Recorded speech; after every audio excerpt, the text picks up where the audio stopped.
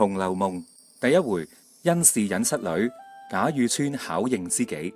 世人成日都話上有天堂，下有蘇杭，所講嘅就係蘇州呢個地方，既係富貴人家聚居嘅地方，亦都係酒樓、戲院、劇院呢啲熱鬧嘅場所雲集嘅地方。蘇州城外有一條10里長街，街入面有一條巷叫做人清巷。單單聽下呢個名就已經知道住喺度嘅人應該大多數都係性情溫和同埋敦厚嘅。前面我哋提過嘅甄士隱就係住喺呢條巷入面。甄家嘅家境唔算大富大貴，但係點講都算係小康之家。甄士隱呢個人比較低調，並唔係太想入仕途，日日只係種下花、飲下酒、寫下詩。佢飲酒都飲得好斯文嘅，有時酒興大發，可能就會高聲吟詩作對，絕對唔會好似而家嘅人咁飲完酒就會借酒發癲，又或者係借醉行凶。只不過美中不足嘅係，甄士隱夫婦已經年近半百，膝下無兒，只係得一個女。個女而家3歲，叫做英蓮。呢個名唔係太好，諧音英蓮，哇，真係咩意思啊？即係要人哋可憐咁嘅意思，似乎係一早暗示住佢一生坎坷。而甄士隱呢個人又咁有書卷氣，又唔識揾個算命先生嚟屈指一算，改翻個好名提早化解一下。唉，真係可惜啊！喺夏天嘅某一日，甄士隱喺書房入面讀書讀到攰咗，之後就伏喺書台上面，喺迷迷糊糊似睡非睡、昏昏沌沌之間，去咗一個地方，見到一個和尚同埋一個道士正迎面行咗過嚟，正正就係我哋先前所提到過嘅嗰兩個人。個道士問個和尚：你又喺度忙緊乜嘢？個和尚咧就話啦：哎呀，咪就係為咗嗰個死蠢啊！我而家就要去幫佢了結一段情債。所講嘅嗰個死蠢就係嗰嚿石頭啦。當年女媧娘娘補天嘅時候冇用到佢，所以佢就遊離浪蕩。有一次就去咗警幻仙姑嗰度，仙姑見到佢個樣咁標致，就俾咗份閒職佢，封咗佢做赤霞宮神瑛侍者，相當於係仙宮入面嘅一個侍從嘅職位。點知佢喺赤霞宮入面並唔安分守己，成日都拈花惹草。有一日佢見到仙界靈河河邊有一嚿三生石，旁邊有一棵絳珠仙草，生得相當之標致同埋可愛。於是乎就日日用甘露去灌溉佢，令到棵仙草脫去咗草木姿態，化成人形，搖身一變就變成咗一個好標致嘅女仔。後來呢個女仔就竟然愛上咗神瑛侍者，成日都話如果下世能夠為人，一定會用一生嘅眼淚嚟去報答佢噶。和尚又繼續話：最近神瑛侍者一心諗住下凡投胎，所以我哋咪要去警幻仙姑嗰度幫佢拎個丑啦，然後等佢同嗰班冤鬼一齊下凡，了結咗呢啲因果佢。道士聽完之後，佢話：實在太好笑啦！我從來都未聽過有人用眼淚嚟去報恩。不過咁都好嘅，趁住呢個機會，順便可以幫幾個執迷不悟嘅人解脫一下，都係一件好事。甄士隱喺旁邊聽到佢哋嘅對話，心入面就相當之好奇啦。佢忍唔住行咗上去追問：哎呀，兩位大師啊，你哋究竟講緊乜嘢啊？嗰個死蠢係邊個嚟噶？個和尚同埋道士就異口同聲咁話：天機不可泄漏。佢哋講啲唔講啲，又想講，但係又唔想講。個和尚拎咗一樣嘢出嚟，俾甄士隱立咗一眼。佢話：嗱，俾你睇下啦，呢一個就係嗰個死蠢啊！甄士隱拎咗過嚟一睇，哇，原來係一嚿玉嚟嘅，上面刻住通靈寶玉4隻字。正當佢想仔細咁睇下，個和尚就一手搶翻去。甄士隱岳高頭一望，就係見到前面有一座石做嘅牌坊，上面寫住太虛幻境。牌坊上面仲有一副對聯：假作真時真亦假，無為有處有還無。甄士隱讀完之後就覺得好拗口，但係能夠大概明白個中嘅意思。大致上嘅意思即係話真假難分，到頭來只係一場空。佢正想行入去一探究竟，但係忽然之間佢就聽到一陣雷響，然後呢個夢就醒咗啦。就喺呢個時候，奶媽抱住英蓮行咗過嚟。甄士隱心入面有少少煩悶，佢抱住個女就行咗出去散心。點知喺條街度佢就見到一個和尚同埋一個道士，而且正正就喺夢入面見到嘅嗰兩個。不過今次佢哋個樣就相當之不修邊幅啦。個和尚嘅頭上面生咗粒瘡，冇着鞋，而個道士就披頭散髮，仲有一隻腳係跛嘅添。不過古語有云：真人不露相，露相非真人，睇怕應該係真嘅。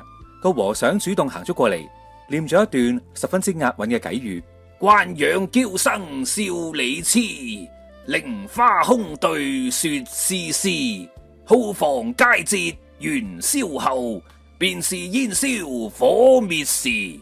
大致上嘅意思咧，即係話個女俾人縱壞咗，嬌生慣養，到頭來可能係會釀成大禍嘅，一生注定顛沛流離。元宵佳節一過就要小心提防，因為會有一場大火，到時會燒到渣都冇。短短幾句說話就將呢對父女嘅一生都交代清楚，聽到個人心都寒埋。個道士又話：好啦，我哋告辭啦，100年之後，我哋再去太虛幻境嘅名冊嗰度除名啦。正當甄士隱想再追問詳情嘅時候，呢兩個人就唰一聲咁唔見咗啦。就喺呢個時候，賈雨村佢行咗過嚟，佢係一個準備進京應試嘅窮書生，而家暫時住咗喺隔籬嘅葫蘆廟嗰度。葫蘆呢個名係咪好得意呢？下面仲有更加得意嘅嘢啊！賈雨村嘅本名叫做賈化，字時飛，雨村就係佢自己所改嘅號，就好似而家嘅昵稱咁樣。佢係湖州人，賈化諧音就係假話，而呢一個化字又可以解作造化同埋運氣。時飛嘅意思就係一有機會就會飛黃騰達。至於湖州呢，諧音就係胡謅，亦即係胡言亂語嘅意思。單單就係呢啲名號就已經暗藏住幾分嘅諷刺意味。所謂知音難覓，讀書人最中意就係同讀書人來往噶啦。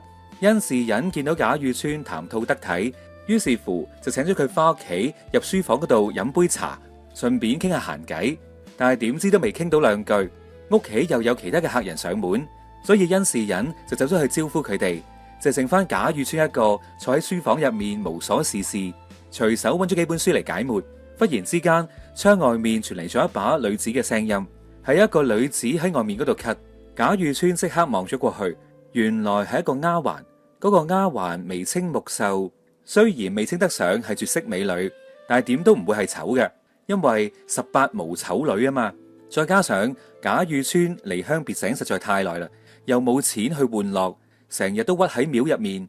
今日忽然之間見到一個年輕嘅女子，當然就睇到眼擎擎啦。嗰個丫鬟似乎係過嚟採花嘅，佢岳高頭一睇，亦都見到賈雨村。個丫鬟心入面喺度諗：呢個人高高大大，濃眉大眼，睇起上嚟都應該幾本事下。但係唔係濃眉大眼就一定係好人呢？淡眉細眼就一定係衰人呢？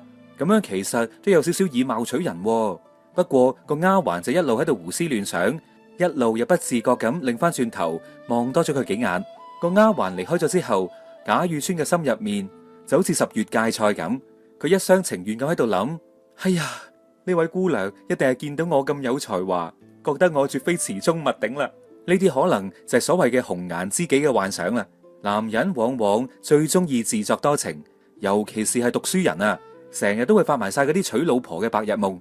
賈雨村就係咁一路亂諗，一路行咗翻去葫蘆廟。呢一日咁啱係中秋節。賈雨村頂受唔住單詩嘅折磨，就喺院落入面好大聲咁朗誦自己所寫嘅詩：未卜三生緣，憑添一段愁。悶來時瞼額，行去幾回頭。自顧風前影，誰堪月下愁。禪光如有意，先上玉人樓。大致上嘅意思即係話，佢覺得呢個女子同佢自己互有情意。只係唔知道三生有冇緣分可以成就一段姻緣，於是乎就寄情於月亮，叫月亮代佢傳情。不過想娶老婆，你冇錢啊，邊日得啊？賈雨村一諗到自己而家只係一個窮書生，又諗翻起自己嘅遠大抱負，於是乎就不禁仰天長嘆，又隨口咁吟咗一副對聯：欲在獨中求善價，釵於簾內試時飛。意思即係話，美玉收埋喺個盒入面，喺度等緊有人出高價，而金釵亦都放喺個盒入面，等緊幾時能夠飛上枝頭。話說喺漢武帝嘅時期，有個神女留低咗一支玉釵，去到昭帝年間，有人打開個盒，只係見到一隻白色嘅燕子飛咗上天。呢副對聯其實就係佢喺度感嘆自己幾時先至可以獲得朝廷嘅賞識，飛黃騰達。不過無論點講，我哋都能夠睇得出，佢都算係一個有理想、有野心嘅後生仔。喺好多嘅名人故事入面，成日都會提到呢啲名人喺細個嘅時候所講過嘅說話，或者係提過嘅詩句，然後就話由此就可以睇得出佢將來係有遠大嘅抱負嘅。其實諗真啲，放羊嘅老伯、劏豬嘅伯爺公，細個嗰陣可能一樣都講過我要做大將軍，我一定要娶一大堆老婆之類咁樣嘅說話，只不過後來佢哋冇成功到，所以就冇人再提起呢啲說話啫。甄士隱啱啱好路過，聽到賈雨村吟咗呢一副對聯，心入面既欣賞又激動，所以就又邀請咗佢翻屋企度飲酒。而賈雨村呢個時候亦都正需要酒精嚟去麻醉下自己，所以亦都跟咗佢翻去。兩個人越飲越開心，越傾越投契。呢一晚明月高圓，氣氛十分之好。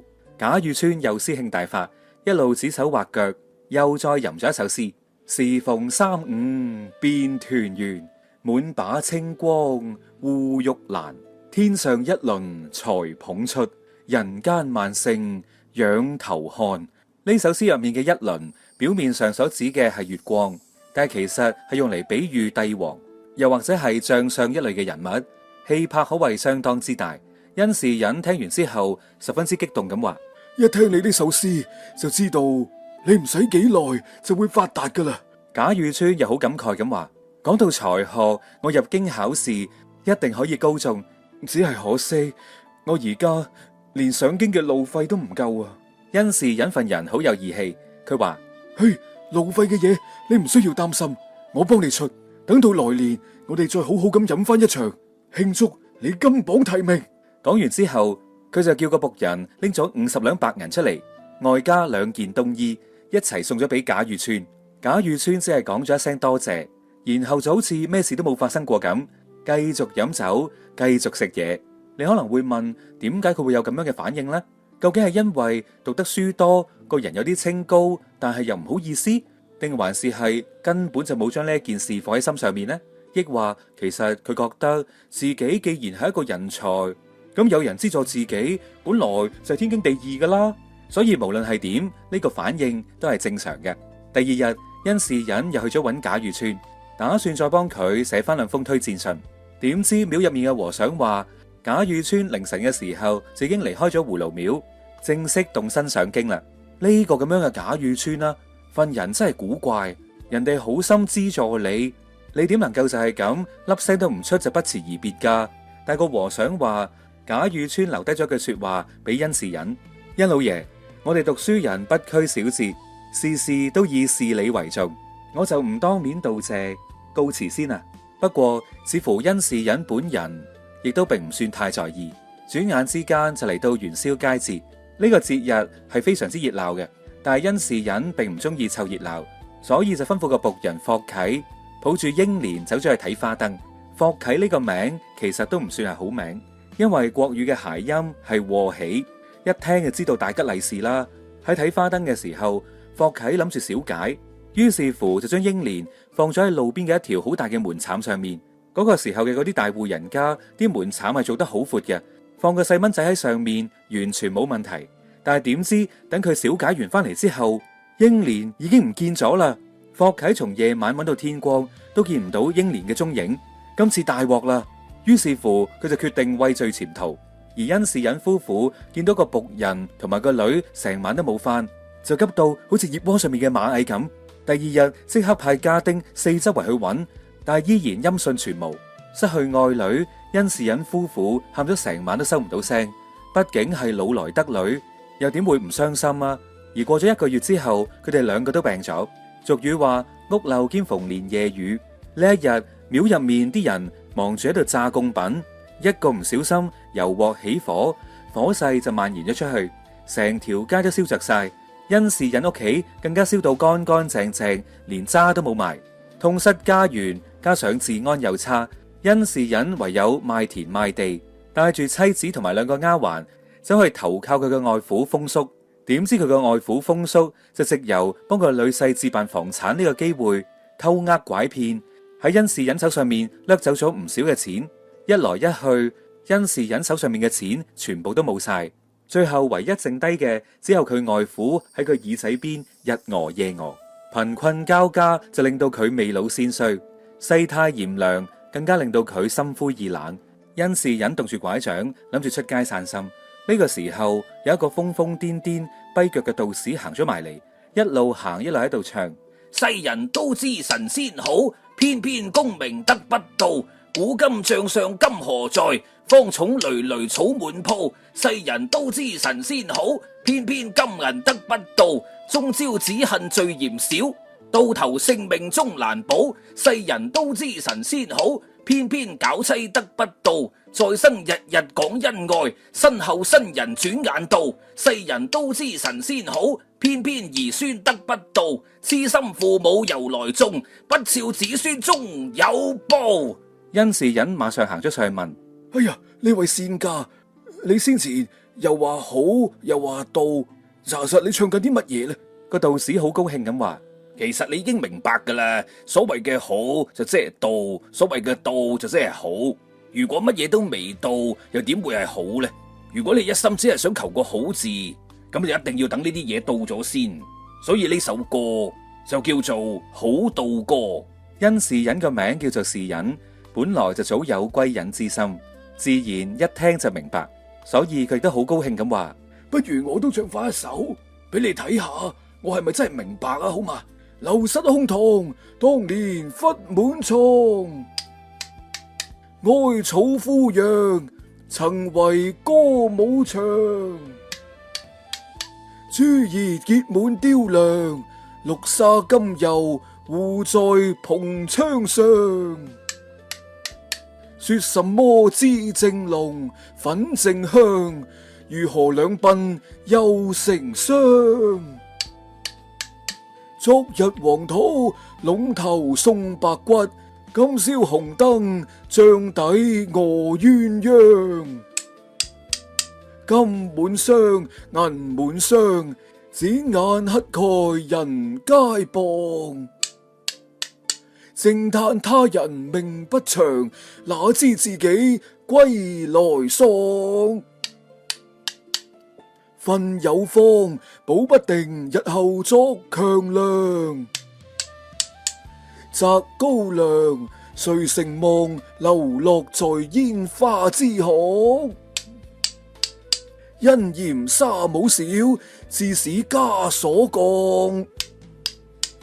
昨年破傲寒，今嫌指網長。亂哄哄，你方唱我罷登場，反認他鄉是故鄉。甚荒唐，到頭來都是為他人作假衣裳。大致上嘅意思即係話，而家嘅雜草同埋爛場，當年冚唪唥都係可以享受歡樂嘅地方。時光匆匆，轉眼間就已經白髮蒼蒼。尋日仲喺野外嗰度送葬，今晚就瞓喺紅帳度成為鴛鴦，榮華富貴就好似一場夢咁。小命話喪就喪，本來培育成棟樑，最終可能成為咗強盜同埋流民。開始嘅時候嫁俾大家族，但係最後就流落到妓仔呢啲咁骯髒嘅地方，成日嫌自己嘅官職少，爭嚟爭去，最後又戴上鎖鏈進入咗牢房。尋日仲係着緊爛嘅棉衲，今日着官服又嫌套官服太長，亂糟糟，亂糟糟。你玩完啦，我又紅紅火火來登場，爭名奪利真糊塗，到頭來都只係白忙一場。個道士聽完之後就一路拍手一路喺度笑，實在解釋得太好啦，實在解釋得太妙啦。甄士隱佢話：大師，你帶我走啦！講完之後，佢一手就拎咗道士個袋，孭喺自己嘅身上，之後就同佢一齊離開咗啦。從此之後，再都冇翻過屋企。呢一件事驚動咗成條街嘅人，啲左鄰右里都當係都市傳說咁樣傳嚟傳去。而甄士隱嘅妻子封氏就心急如焚，發散晒人都揾唔到佢嘅丈夫，最後唯有帶住兩個丫鬟繼續咁過日子。有一日，甄家嘅大丫鬟喺門口度買線，忽然之間聽到條街上面好嘈，聽講係有新嘅官員到任，佢馬上就翻入屋入面偷睇，即係見到啲官兵同埋衙役，冚一聲咁行過，擾攘咗一陣之後，有一頂大轎就抬住一個頭戴烏紗、着住猩紅色官袍嘅官員經過，個大丫鬟望下望下，成個人都牛咗喺度。點解呢個新到任嘅官員好似唔知喺邊度見過咁樣嘅？到咗夜晚，成家人都準備休息啦。忽然之間有幾個官府嘅衙役過嚟敲門。大老爺有令，要傳召你家嘅老爺。究竟發生咩事呢？唔通仲有啲乜嘢不幸嘅事要降臨到殷家？